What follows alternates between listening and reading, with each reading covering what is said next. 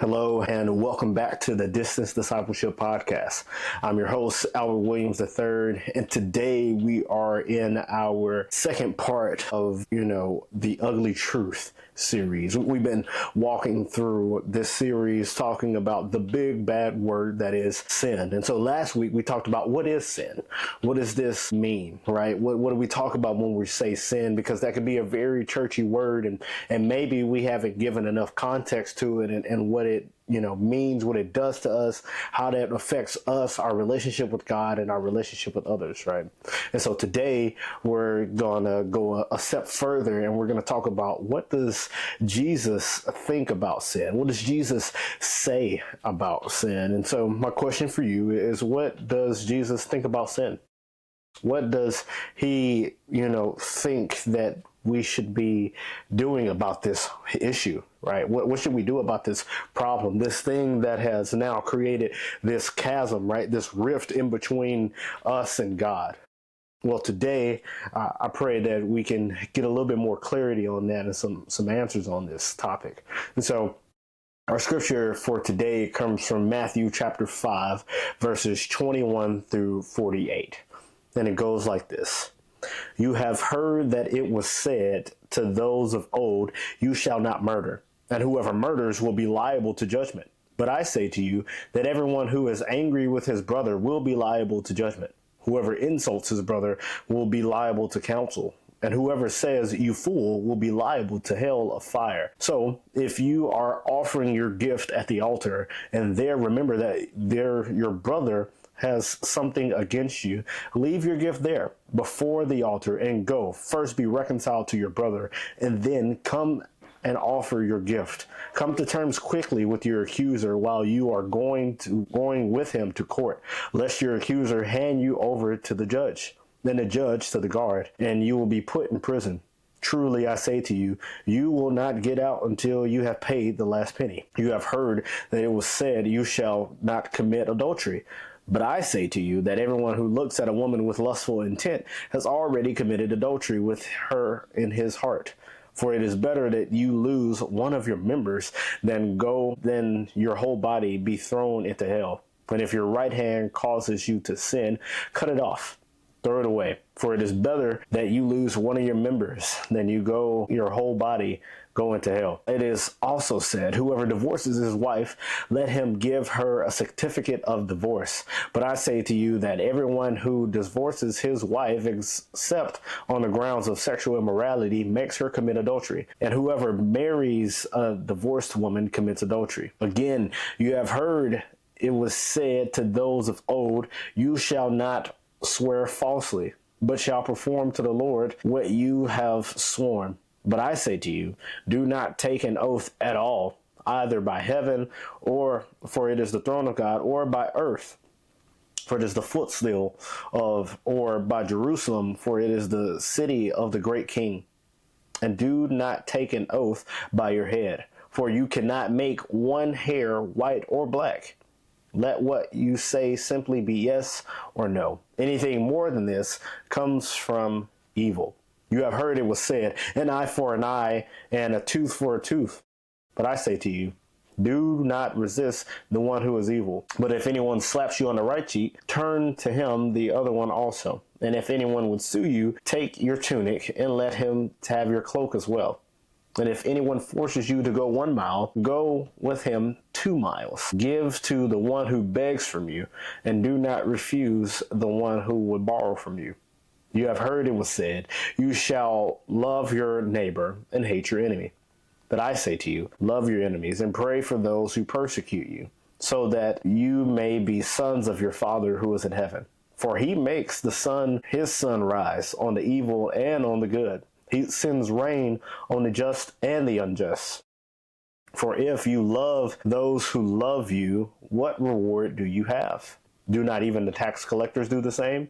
And if you greet only your brothers, what more are you doing than others? Do not even the Gentiles do the same? You therefore must be perfect, as your heavenly Father is perfect. So when we get into this is the Sermon on the Mount, right? And this is ultimately over the course of 3 chapters, right? We don't know how much time this probably took Jesus to talk about all this, but for us, we read it over the course of 3 chapters, and we see how Jesus gives all these different sayings. Right before this, he talks about how he did not come to abolish the law, but to fulfill the law. And so with that, Jesus basically takes the 10 commandments and he takes it a step further. We see how Jesus talks about you shall not covet, you shall not lust, you shouldn't commit adultery, right? You shouldn't take oaths, you shouldn't retaliate, right? He brings together the 10 commandments and kind of puts it together for us in a smaller package, but honestly a little bit more powerful, right, than what we see in the 10 commandments, because that might feel distant to us. The 10 commandments might feel like, oh man, they did that then, there's no way for us to do that now. But Jesus is going, well, let me make it a little bit simpler for you. And hear what I'm saying. You have heard it said, but I say to you this, right? Jesus gives us these examples. And so ultimately it is talking about what is right and what is wrong. What we see is he talks about anger, or better yet, rage, and how, it's not good for us to hold on to that. It is sinful, honestly. The Bible scripture tells us, right, to be angry, but not sin. But when we are filled with rage, right, we end up sinning, right? If it is not righteous, or, this type of indignation, righteous indignation that we see Jesus has when he goes into the temple and see that people are selling things in the temple. Right? If it's not that kind of thing where we are jealous on God's behalf and we're not checking ourselves, right? We're not asking God, am I right to be angry about this? If we don't have that, then what are we doing? The same thing with lust. If we were to look at someone, it says that it's not just the act of doing it, but it's a matter of looking at someone, thinking about, going this extra mile, a place that God is saying that's something we don't do. If we were to go that far, then it is not good for us, and that allows us to go into sin. Same with divorce and to oaths, right? And then this one that I think we always get a little tricky on, right? Then it tells us, right, that, you have heard for an eye for an eye or a tooth for a tooth. But I tell you, if someone, slaps you, give them the other cheek. The whole term of turn the other cheek, right? They ask you to go 1 mile, you go 2. Go above and beyond to, not retaliate to this person, but rather show them kindness, right? Show them generosity, show them love. Jesus basically shifts the paradigm in which we think about the 10 commandments and raises it up a level, but also makes it very attainable for us, at least for me in my thinking, because when I think about all these different things and I get to this last part and he talks about love your enemies. He goes, it's easy for you to love your neighbor and hate your enemy, but no, you need to love your neighbor and your enemy.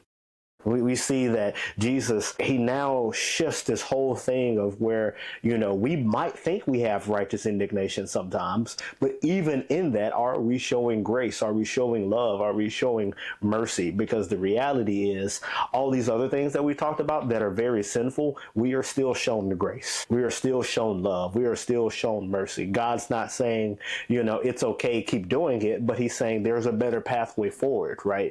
We see that, yes, he walks Adam and Eve out of the Garden of Eden and says, you can't stay here anymore, but that doesn't mean I'm not going to be with you, right? We see that when we see the Israelites go through 400 years of slavery, and ultimately there's some idol worship that they pick up. There's some pagan worship that they pick up, things that are not good for them, right? Same thing in Babylon, but he does not leave them or forsake them and say, forget it, it's up to you, and I'm going to leave you to your own devices. But rather, he says, I'm going to show you a different pathway, but that does not mean that, I want you to keep on doing the thing.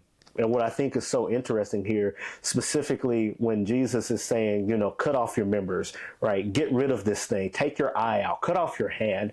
Don't retaliate. Give them your cloak. He would much rather us be, without a certain thing that we think is necessary. We think that I have to have both hands. I have to have both eyes. I have to have, this shirt. I have to have that jacket.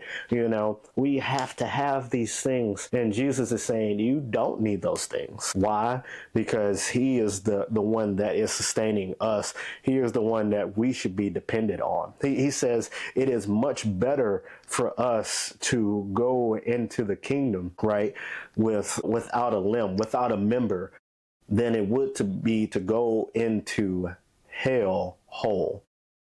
Why is that? I would think that is because Jesus wants to and can redeem your body and your soul. But he cannot do that if we're still holding on to things, right? Holding on to certain thoughts, to certain desires, to certain habits that will cause us to stumble. So all these different things, he says it's not good for you because I can't help you the way that I want to, right? I can't love you the way that you need to be loved if you are still holding on to this specific thing that you think you need that is not going to sustain you in the way that he will.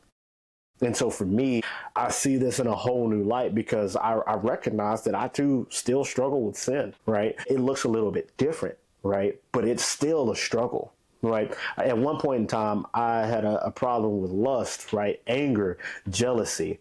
And what I learned is that I couldn't follow Jesus fully if I held on to these things. If I had, this problem with lust, I couldn't focus on Jesus because I was too busy focusing on, oh my gosh, why am I lusting? I couldn't, focus on Jesus because I was angry and I was so upset of why in the world would it happen this way? This isn't right. And I'm thinking that I have to get my recompense, right? I have to get my, revenge over this thing, and not realizing that Jesus is telling me revenge is his, right? Same thing with jealousy. I'm so upset that life keeps going well for this person, and why can't it go right for me? And they're not even a good person. I am. I'm trying to do the things right. I'm trying to follow God with all my heart, mind, soul, and strength, right? The Shema, I'm trying to give my all. And ultimately, it feels as though that this is not going how I planned it.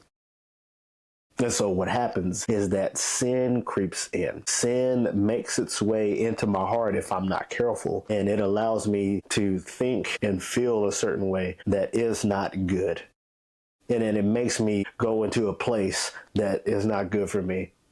The good news is that there's Jesus. And I think we all have to recognize our own sinful habits, and we have to let them go. So maybe it's not lust, maybe it's not anger, maybe it's not jealousy, but maybe it's greed. Right? Maybe you like hoarding a lot of things. And this is hard for somebody like myself who likes shoes. So it can be really easy to hold on to a lot of shoes, but that's not really good. Maybe I should get rid of some of these things, right? Maybe I should live a more simplistic life that allows me to be thankful for what I do have, right? And that's how we can combat that. Or maybe it's deceit, right? I feel like I always have to, have a leg up on somebody. Maybe it's something like that. Maybe we feel as though that we have to be better than this person, and we have to deceive and steal and lie and cheat to get to where we want to be. But that's not good, because ultimately we think that we are not as good, and so we have to make ourselves seem better than what we really are. Or maybe it's sloth or a little bit of laziness, and we're not as, we're not as productive as other people are, and we just tend to slack off a little bit. The thing is that each and every one of those, situations or circumstances, right? All of these things can be handled. It's a host of things. And Jesus is trying to redeem us from the inside out. So as we are dealing with this, he's not going to sit here and go, wow, I guess you're just kind of stuck in this, and that's the only way you're going to think, and there's no hope for you.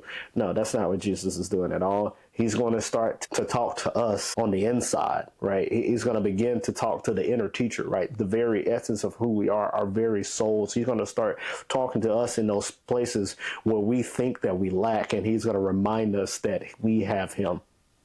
And so what we see is that sin is a condition that we have, but it is not something necessarily that we have to keep. It is something that we will undoubtedly do because it is, us not doing or doing what is not good, right, according to God's commandments, right? It's going against the grain instead of trusting and abiding that God has what's best for us. It's us being impatient and saying, I have to go do it on my own, and thus now causes us to stumble.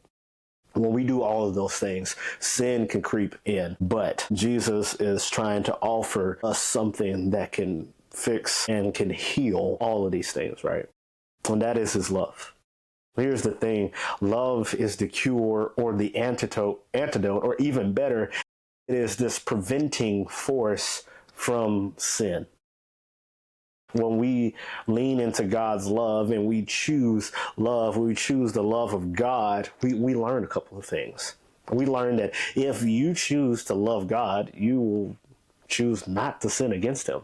If you choose to love God, you will choose not to sin against yourself and hurt yourself, right? If you choose to love God, you will not choose to hurt your neighbor or hate your neighbor or to, belittle them, but rather you'll honor them as God's child and love them accordingly.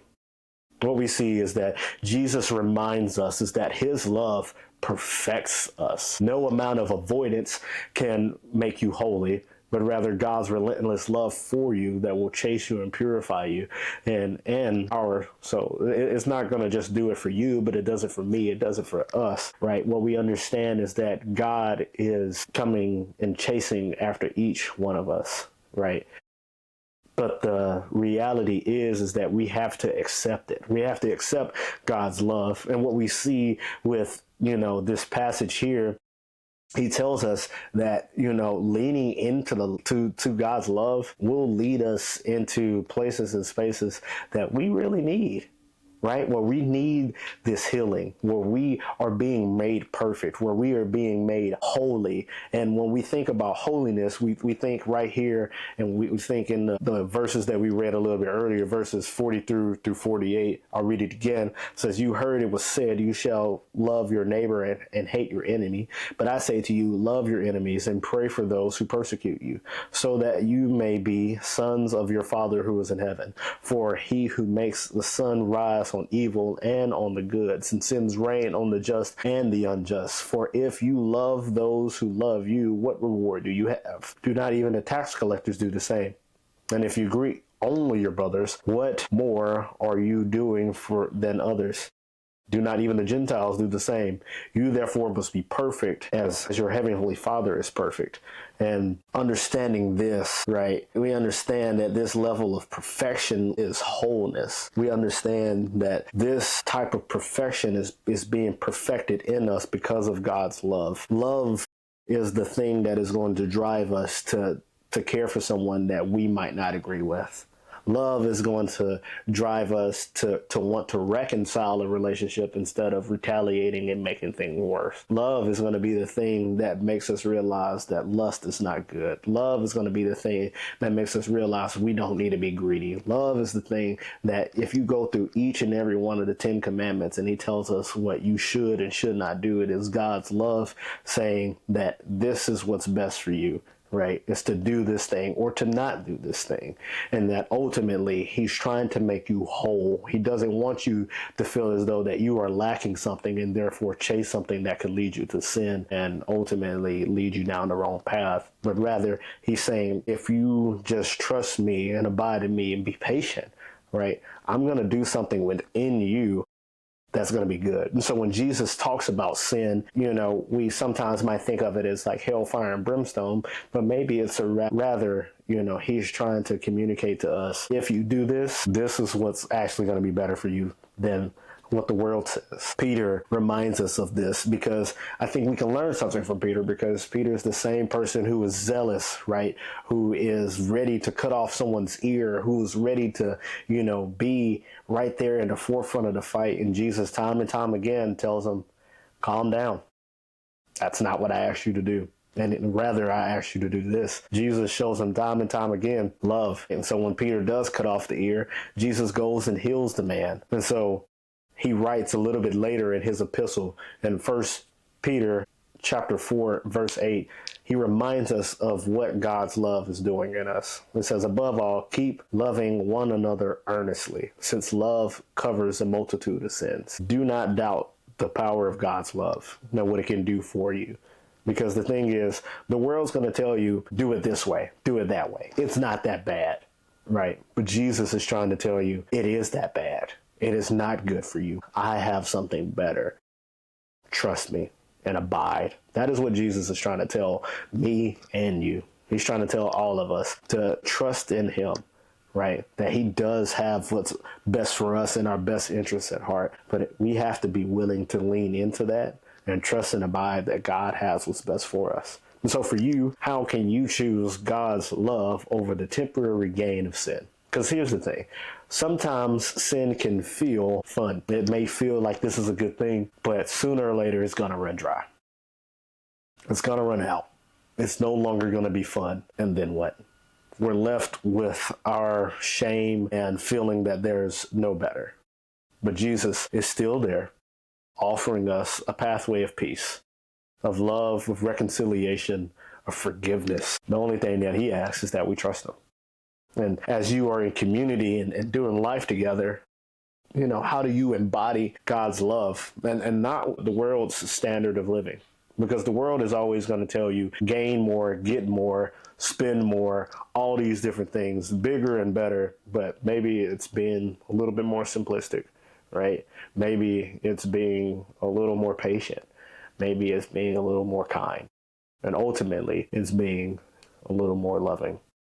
And loving God, loving self, and loving your neighbor, right? And if we do those things, we see that it's not so much about being sinless, but we see that we sin less. If we allow God to perfect us from the inside out, right? If we listen to Jesus' words and what he's trying to communicate is that if you focus on him, then all of these things that can tempt you and that could make you stumble, they're no longer appealing.